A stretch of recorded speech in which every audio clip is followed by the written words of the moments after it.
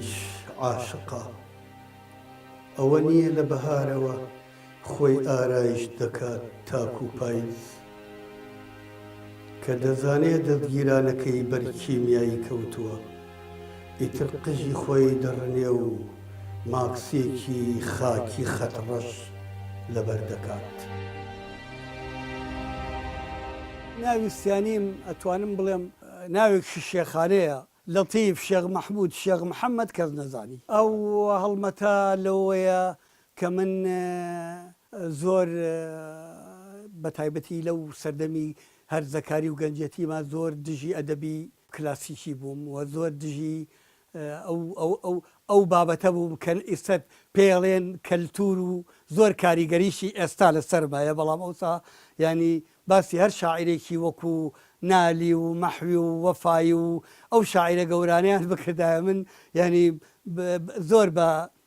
بە خراپ باسمەکردن و یعنی تر با بڵێن هەڵمەتمە بردە ئەسەر تەنانەت ینی ڕۆژێ کەسێ وتی چیەوە باسی هەر شاعیرەکەی تۆ هەر هەڵمەتێ بیتە سەر ئەیتر منوتم ئەمە ناوێکی باشە بۆ خۆمی بدۆزمەوە بیکەم بە هەڵمەت ئەیتر ئەوە بوو بە لەقەبێک بوو.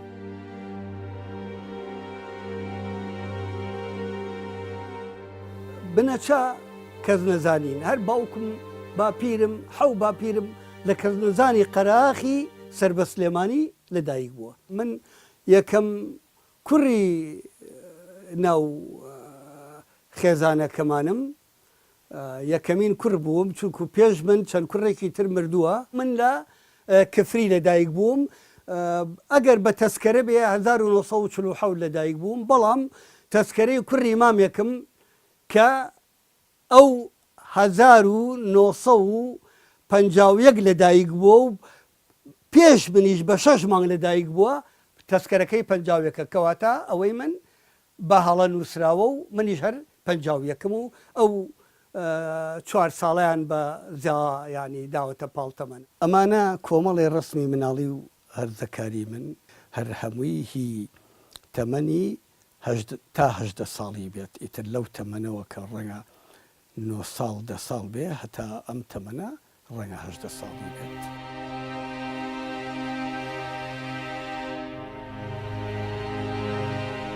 ڕەنگە زۆربەی شاعیران یەکەم شعریان دڵداری بوو بێت بەڵام من خۆشبەختم کە یەکەم شعرم شعرێکی نیشتیمانی بوو لە 22 مانگی 8 63 گوێم لە دەنگی دۆڵ و زڕنایەک بوو. مناڵ بووم ئەتوانم بڵێم 12 ساڵ 12 ساڵان 13 ساڵان با نەکەم بڵێم زیاد وام زانی شاییە کە چوومە دەرەوە نزیک بوومەوە سێرم کرد خەڵکە و ڕایەکێشن جەستەی هەندێ لەو پێشمەرگە قارەمان و نەمرانە بوون کە لە 22 هەشتی 1963 کەوتنە کەمینێکی بەشێک لە سوپاکەی زەعیم سدیقی گۆڕبەگۆڕەوە و ئەوان قارەمانانە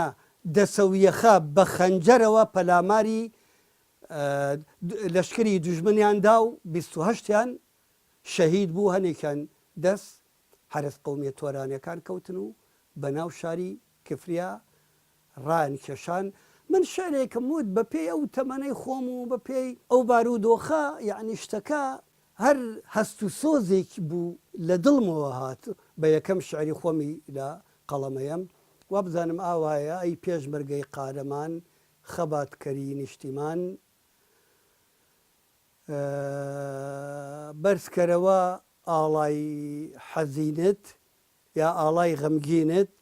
با شەق بەرێ لە داخا دوژمنی ژینت شتێکی ئاوایە ئێستا باشم لەبەر نییە بەڵام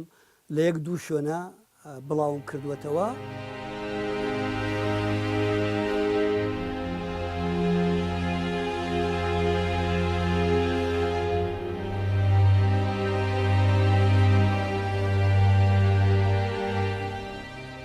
ڕۆژەکانی هەفتە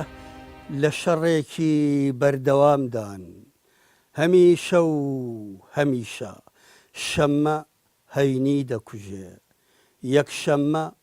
شەممە دەکوژێ دووشەممە یەکشەممە دەکوژێ سێشەممە دووشەممە دەکوژێ چوارشەممە سێشەمە دەکوژێ،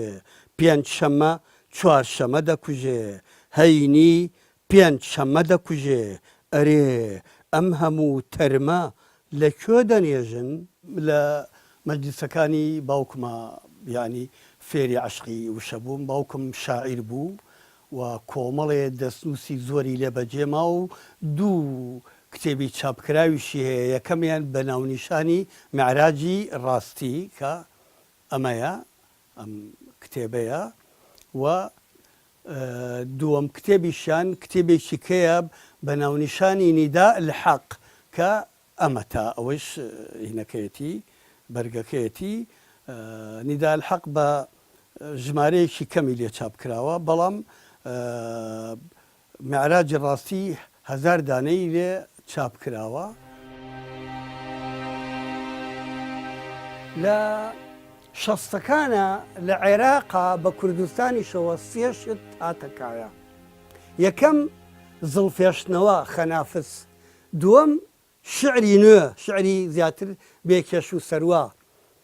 هەروەها تەنورەی مینیجۆب، یعنی جێگای سەرسوڕمانی خەڵک بوو، جێگای ئەوە بوو کە خەڵک گاڵتەیان پێ بکە. بەڵام شعری نوێ سەرکەوت و خەنافسیش سەرکەوت. ئێستا هەر خەڵک قژێڵێتەوە و زڵف درێژەکە و نازانم بۆ دیاردەی سێمیان لە ئاستی کوردستانە ڕەنگە جێگیر نەبوو بێ، بەڵام لە ئاستی هەندێک شاری عێراقا و لە ئاستی هەندێک لە وڵاتانی عەرەبیە جێگیر بوو، ینی هەر سێ دیار دەکا. کەواتە ئێمە نابێ بترسین لە قسەی خەڵک کاتی خۆی کە گالیلۆوتی زەوی خڕە و بە دەوری ڕۆژە سوورەتەوە، خۆ ئەمەش یاخی بوون بوو، ئەمەش بوو بە مای گاڵتەجاری و بە مای تەوس و توانجی پیاوانی کەنیسە لە گالیلۆ. بەڵام گالیلۆ سەرکەوت. بەڕای من کەسێک ئەگەر داهێنانێک ئەکا لە هەر بوارێکە، ئەوە یاخیە لەو بوارەیە، چونکو پێش ئەو داهێنانە نەکراوە.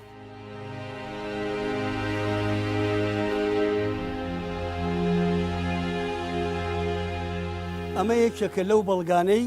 کە دەیسەلمێنێ لەتیفەڵمە دواتە من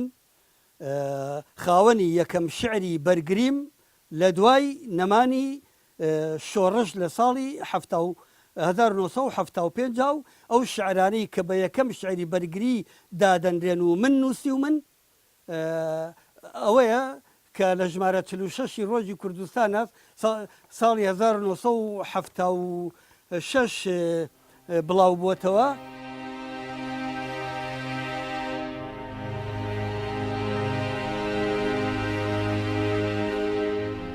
بەختەوەرم کە سەرەتایی خوێندنەوەکانم زیاتر بە هینە بە جەبران خلیل جوبرانە و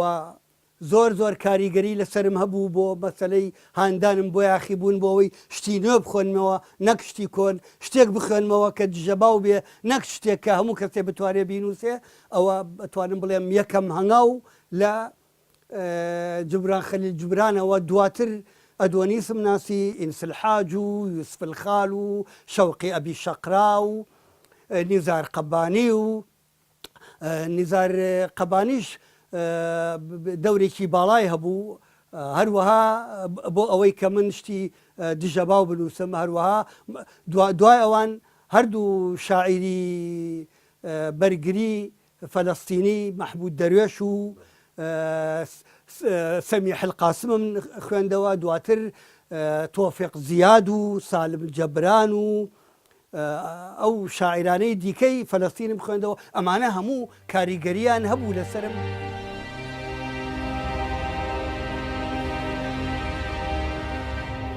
لەتیفەڵمەت بەڕێی من بە هەموو پێوەرەکان شاعیرێکی گەورەیە، وەکو هاوڕێش هیچێکە لە هاوڕێ خۆشەویستەکانم. من وەکو خۆم لە ناوەڕاستی هەشتاکان و یەکترێ ناسین من لەگەڵ کاک لەتیفە لە ساڵی 1970 کە من تەنها شعرێک یا دوو شعرم بڵاو بوو بۆ سەرەتای دەستپێکردنی نووسین و بڵاوکردنەوەم بوو. لەتیفەڵمەت چاوپێکوتنی لەگەڵ منا کردو لە ڕۆژنامەی هاوکاری بڵاوی کردوێتەوە. لێرەوەمێ ئەوە بڵێم کاک لەتیف هەندێک خەسڵەتی هەیە کە لە شاعیرەکانی تر جیایەکاتەوە. یەکێک لەوانە شاعیرەکانی هاوتەمەنی خۆی مەبەستم، یەکێک لەو خەسڵەتانەی دەستگیرۆیی گەنجەکانە، هاندانی گەنجەکانە. شاعری ترمان هەبووە لە سەردەمی کاک لەتیفە زۆر کەمتر مەسەڵەن شێری گەنجەکانی خوێنوتەوە، زۆر کەمتر هانی داون، زۆر کەمتر دەستگیرۆیی کردوون. بەس لەتیف ئەحمەد هەر لە سەرەتایی بۆ خۆم کە دەستم بە نووسین کردوە لە سەرەتای نووسینمەوە ئەوەی کە ئاگادارم بەردەوام لە ناو گەنجەکانە بووە، بەردەوام هاوکاری کردوون، شتی بۆ بڵاو کردوونێتەوە، هەتا لە سەری نووسیون کە کەم جار شاعرە گەورەکان ئامادەن لەسەر شاعرە گەنج و ئەوانی کە کەمتر ناسراون بنووسن. ڕەنگە کەس لەو تەمەنەی منا بە مناڵی ئەوەنەی من گۆرانی نەخوێن بێتەوە و ئەوەندەی من سەرسام نەبوو بێ بە گۆرانەوە لەو قۆناخەی تەمەنمدا. تەنانەت من دوو شعرم هەیە لاسایی شعری گۆرانم ساسایی دوو شعری گۆرانم کردوەتەوە. ئەتوانم ئیسا ئەو دوو شعرەی گۆرانی هەنێ دێڕی بخۆنمەوە و شعرەکەی خۆشم هەنێ دێڕی بخۆنمەوە. ئەوانەی دیوانی گۆرانیان لەبەر نەبێ ناتوانن شعرەکانی من و گۆران جیا بکەنەوە. ئەوەندە وەکو خۆی نووسیومە. هەر بۆ نمونە شعرەکەی من ورد بڕۆ سڵ مەکە زەردەپەڕ خامۆشە ئەمڕەیە بەتەنها ئەمڕەیە بەتەنها من و تۆی لە کۆشە ورد بڕۆ پەرداخی تێبینی بنۆشە ورد بڕۆ سڵ مەکە لە نیگایی پرتاسە و خۆشم من بە چاو شیرینی جوانی تۆ دەنۆشم. ئەمە تۆ ئەتوانی بڵێ کاریگەری کام شعری گۆرانی لەسەرە؟ قشکاڵی لێو ئاڵی پرشنگی نیگاکاڵ ئەی کچە جوانەکەی سەرگۆنە نەقتێکاڵ. ئەوە کاریگەری ئەو شعری لەسەرە. ئەوانەی تاف مەرحەلەی گۆران و هەتا شەستەکانیش تەواو بێ تەنها گۆران مەوێ. لەتیف ئەحمەد لە سەرەتای یەکەم دیوانیەوە هەمیشە بە بەردەوامی بە شێوەیەکی ینی نیمچە بەردەوامەگە نەژڵێن هەمیشە وەکو سێ شاعیر دەرەکەوێ. شاعیرێکیان ئێستاش جارجار هەرە گەڕێتەوە سەرەوانە، شاعیرێکیان هەمان شێوازی نووسینی گۆرانە وەکو گۆرانە نووسێ. شتێک جیاوازی شەبێت جیاوازیەکی کەمە. شاعیرێکیان وەکو شاعری هەفتاکانە ئەو تەوژمەی کە لە هەفتاکانە هاتووە کۆمەڵی شاعرن تا ڕادەی خاڵی هاوبەش و لێکچویانەیە. لەتیف ئەحمەدیش لە بەشێکی زۆر لە شێعرەکانی ئاوا ئەنووسێ. بەڵام شاعری سێمیان کە شاعرە حەقیقی و ڕاستەقینە و گەورەکەیانە شاعیرێکە لە کەس ناچێت. ینی لەتیف ئەحمەد لەوەیە شاعیرێکی داهێنەرە، شاعیرێکە بەردەوام لە ڕێگای تازەوەیەتەوە، ینی لە تەکنیکە لە پەیامە وردەکاری زۆرەکە، داهێنانی زۆرەکە، تازەگەری زۆرەکە. ئەمە یەکەم کتێبمە خۆ شارە بچکۆلەکەمان ساڵی 1970 لە چاپخانەی ئەشیمال لە کەرکووک چاپم کردووە و من سەرەتا بەم کتێبە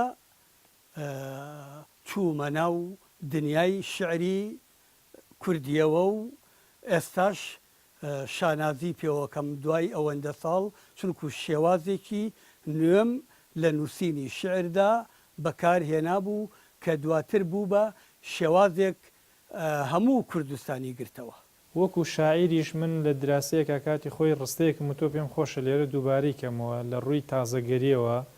لەوێ وتومە ئەگەر وەکو چۆن لە سەدەکانی ناوەڕاستە خەڵکیان لەسەر بیر و باوەڕی تازە ئاسووتان، ئەگەر لای خۆشمان لە هەفتاکانە لەسەر شێری تازە خەڵکیان بسووتانایە یەکەمین کەس لەتیف ئەحمەدیانە سووتان.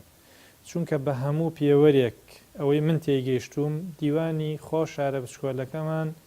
دیوانێکە زۆر جیاوازە لە ئەزمموی بەشێک لە شێرەکان تاوان هەمویان نا زۆر جیاوازە لە شێری ئەو شێوازەی کە پێوترێ شێری گۆران، ینی قۆناغی دوای گۆران ئەوەی هەنێجار بە قۆناغی هەفتاکان لە قەڵامەدرێ، هەنێجار بە قۆناغی دوای گۆران لە قەڵامەدرێ زۆر بوونەوانی کە دەوریان تیا هەبوو هەم لە سەرەتای باڵین شکڵگرتنی ئەم قۆناغە و هەم دواتریش. بەڵام لەتیف ئەحمەد لە یەکەمینەکان بوو بە تایبەتیش دیوانی خۆ شارە بچکۆلەکەمان یەکێکە لەو دیوانانی کە زۆر بە ئاشکرایی لە هەنێ شێریا تۆ هەستەکەی تر گەیشتووی بە قۆناغێک قۆناغی گۆران نییە.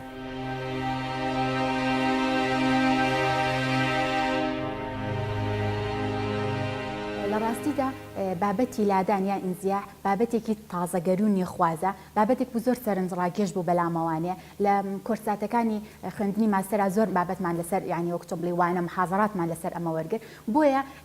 پێم خۆش بوو لەسەر ئەم بابەتە بنووسم بۆی سەرەتا بیرم لێ کردوانێ ئەو کەسانی کە پێشەنگ بوون لەم بوارەدا کێ بوون کێ دەستی باڵایان هەبوو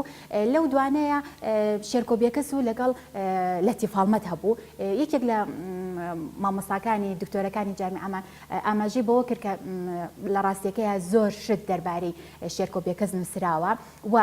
لەتیفاڵمەت و شێرکۆبیەکەسیش ینی لە ئاستی ئەوەی کە هەردووکیان لادان و ئینزیاحیان کرد بێت تقریبا لە یەک سەردەما بووە بەڵام ئەگەر لەلایەنی مێژوویەوانێ سەیری بکەین زۆربەی سەرچاوەکان ئاماژە بۆکەن کە لەتیفاڵمەت ئەگەر بۆ ماوەیەکی کەمیش بێ پێش ڕوانگە بووە یعنی پێش شێرکۆبیەکەس بووە بۆیە ئەو وای پێ باشتر بوو کە لەسەر لەتیفاڵمەت بنووسم کاتێ هاتم دەرگاکانیان لێداخستم نامەیەکیان نایەمستم پێیان وتم بێوڵاتم هەر ئەو سایە بڕیارمدا بسووتێنم ئەم نەخشەیەی ئەم دنیاە هەر ئەو سایە بڕیارمدا لەتیفاڵمەت ویستی لادام کا لە شعردا لادان بۆ مانایی کە لە عەرەبیە بەرامبەری ئینزیاح بەکارهێنن زۆر جار لە کوردیە هاواتای لادان خزان و جێگۆڕکێ و هەنێ دەستەواژە و چەمکی تریش بەکارهێنن لادان بەمانە ئینزیاحەکەی کە لە ئەدەبی عەرەبیە هەمانە لادانەکەش لێرەیە کە باسی ئەکەین یەک دوو جۆری کردووە بڵێن بۆ نمونە لادانی فکری و کۆمەڵایەتی کە هەرچەنە پێش لەتیفاڵمەت حاجی قادر بە شێوازێک لەو لادانە فکری کردووە بەڵام لەلای لەتیفاڵمەتە لە شعرەکانی زۆر بە جوانی ئەمە ڕنگدان ئاياتەوانێ بیرروبۆچوونی تازە لێکدانەوەی تازە ئەکاو کە چۆن ئێمە لە ئاین و لە هەندێک دابوونەرێتی کۆمەڵایەتی تێئەگەین ئەم ئەو بیرروبۆچوونانی کلاسیک و شاعرانی پێش ئەو باز ناکە ئەم خۆی لا ئەیالەوە بە شێوازێکی تر لێکدانەوەی بۆ ئەکا ئەمە ئەگەر بە باسی لەلایەنی لادانی کۆمەڵایەتی و لادانی بێری بکەین لەتیفاڵمەتدا لەمە جێدەستی دیارە و ئەزانین لەم بوارەیە کاری کردوم ئەگەر بینە سەر لادانە زمانەکانی تری کە لە بواری شعرا کردوێتی ئەتوانین بە چەند قۆناغێک دایبنێن یەکێک لەوانە بۆ نمونە سەرەتا کە دەستی پێکردووە کە بە کێشی بڕگە نووسیوێتی کێشی بڕگە ڕاستە ڕەچاوی ئەوانی پێشخۆی کردووە شاعیرانی تری کردو بەڵام تەنانەت لە هەڵبژاردننی کێشی بڕگەکەشا گۆڕانکاری تیا کردووە بڕگەکانی ئەو پێش و شاعیرانی تر جووت جووت بوون یا تاک تاک بوون ئەم بڕگەکانی تاک و جووتی بەکارهێنا و ئاوازێکی زۆر جوانیشی پێبەخشیوە هەرچەنەمە فترێکی کەم ئەو کێشە بڕگەی بەکارهێنا دوای ئەوە یەکسەر گۆڕیوێتی بۆ بە پەخشانە شعری نووسیوە کە ئەتوانین بڵێن یەکێکە لەو سەرکردانەی یا لەو کەسە پێشەنگانەی کە لە بواری پەخشانە شعرا دەستی باڵای هەیە و شعرەکانی لەسەر شێوازی پەخشانە شعر نووسیوە و ئیتر گۆڕانکاری لەو بوارەشا کردووە لەلایەنی وشەسازیە لەتیفاڵمەت جارێکی تر هاتەوە هەندێ وشەمان هەبوو مردوبوون لە نێوان ئەدەبیاتە لە فەرهەنگا مردوبوون نەنەوەی نوێ ئەیناسی نەخەڵکی تر ئەم وشانی دووبارە زیندوو کردوانە لەوانەیە جگە لەمە هەنێ وشە هەبوو لەوانەیە خەڵک پێی باش نەبوو بێ ئەمە لە شعرابێ ئەم هات لادانی لەوە شاکرد پێی ئاسایی بوو ئەو وشانەشی هێنایە ناو شعرەوە کە زۆربەی جار تو ئەو وشانە تەنها لە لای ئەو ئەیبینی لەوانەیە لە لای شاعیرێکی تر نەیبینی من بیرما خەڵک ئامادە بوو لەسەر شعرێکی بەرگری بگیرێ و چەند ساڵێ حکم بدرێ دەست بەدەست و گیرفان بە گیرفان ئەو شعرە بەرگری ئەڕۆی بەڵام ئێستا دیوانە شعرە کوردیەکان لەو ناوەیە کەوتون و پێی پیانێن و کەس نایان خوێنێتەوە کەس نایکڕێ نامەیەکم لەلایە لە قەڵات زێوە بۆماتەوە وا ئەزانم خاوەنەکەی ناوی کاک ئەحمەد بێ یا باوکی ئالاکوورین کتێبخانەی قەڵاتجێ هەبووە لە 79 نامەکەی بۆ نردووم 22 1970 گەیشتووەتە دەستم باسی ئەوەکە ئەڵێ دوو کتێبت پێشتر چاپ بوو بوون گەیشتە دەستمان یەکێکیان وا بزانم پرچی ئەو کچەیە کە باسی ئەکا ئەوی تریشان گردەلوولی سپیە وا بزانم ئێستاش دوو کتێبی ترتان لەژێر چاپدایە جا جێگای سوپاسە کە بێبەش نەبێت قەڵات زێر دەبێت لە هەر یەکەی 500 دانەمان بۆ بنێری بۆ قەڵات زێ لە هەر کتێبێک و 500 دانەی بۆ بنێرم جێگای سوپاسەوە بزانم زیاتر لە شوێنان خزمەتی پێوە دەکرێت ئێستا باوەڕتان بێ بە 10 شاری کوردستان 1000 کتێبی تیا سرف ناکرێت تەنانەت جارێکیان بۆ خۆشی برادەرێک گوتی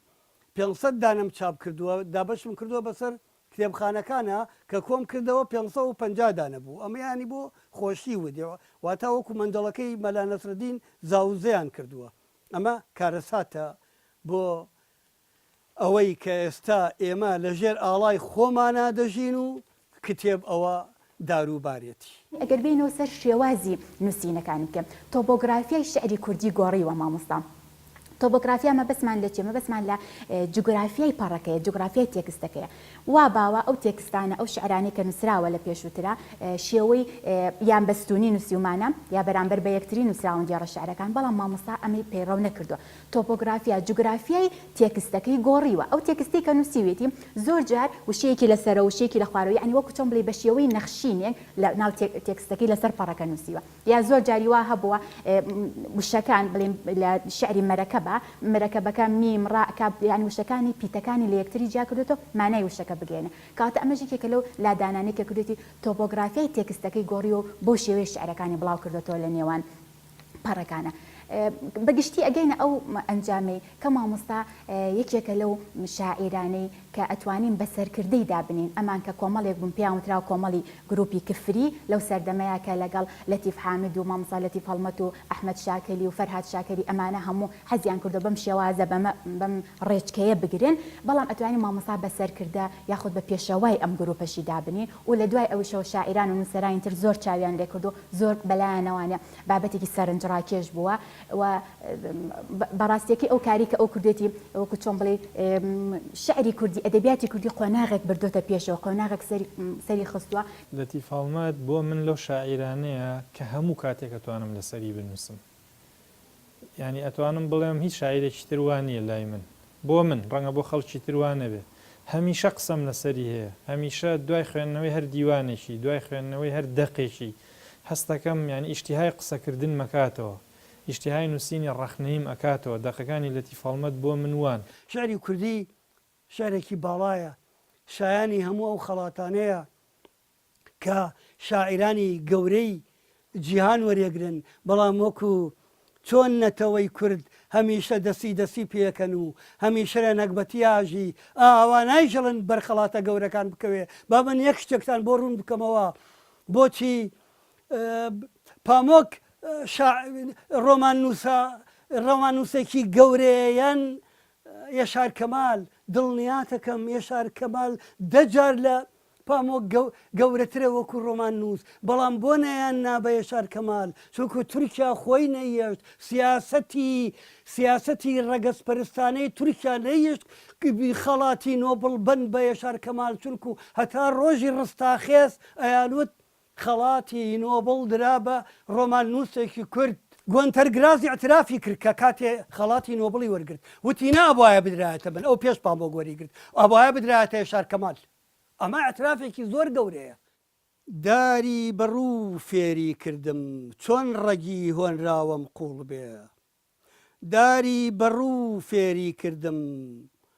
چۆن نەخزێم هەرچەند شەختە و گەردەلوول بێ داری بەڕوو فێری کردم کە چۆن ڕەگم بگا بە ئاو داری بەڕوو فێری کردم چۆن پەل بهاوم بۆ هەتاو وڵی ئێمە خوا بەرەکەتی خستوەتە ماڵمان وەکو وتم من 65 کتێبێکمەیە ئێمە چەند مناڵێکمان مرد یعنی توانم بڵێم نەبێ بە زیادەڕەوی لە تەمەنی هەردووکمانە ئەگەر ژمارەکە بە هەڵە نەچوو بێ 6 مناڵمان مردووە ئیتر وازمان هێنا تەواو ئێستا زۆر جار ڕادوێ ئاینەکانەکەینەوە ئیتر بە کوردی بێ بە عەربی بێ ئەوە مەلایە گەڵێ خوایە مناڵی ساڵح بەی بەوانەی کە مناڵیان نییە منەڵێم خوایە ئێمەی تیانەبین ئێمەی لێ دەرکە هەروە ماڵی شەواڵێن تازە بۆ چیمانە بەیانیڵێ بە قەبری دایکم یا بە قەبری باوکم تازە ئێمە بینەتە ساڵەوە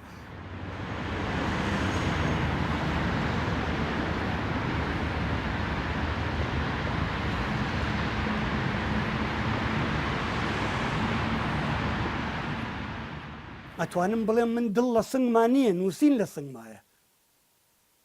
ینی وای لێ هاتووە هەست بە دڵم ناکەم هەست بە نووسینەکەم ینی من خۆم نانووسم نووسین یعنی پەلەکێش مەکا بۆەوەی بینووسم باوەڕتان بێ جاری وایە لە نیوەی شەوە هەڵەسە بنووسین هەڵمەفێنێ ئەڵێ بڕۆ بمنووسە دەوری 6 تا 65 چاپکراومەیە ئەمە هەموو بەرهەمەکانمە و تەمەنی خۆم لەم بەرهەمانەیە بەسەر بردووە و خۆشحاڵم کە هاوڕێی کتێبم هاوڕێی وشەم چونکو ئەوەی ئەمێنێتەوە وشەیە ئەگەر نەخشەی هەموو جیهان تێکدەنەوە ئەگەر زەوی وەکو لۆکەشی کەنەوە هەر دێمەوە بۆ ئەم شارە هەر کوردستان دەکەمەوە بە نیشتیمان هەر کوردستان دەکەمەوە بە نیشتیمان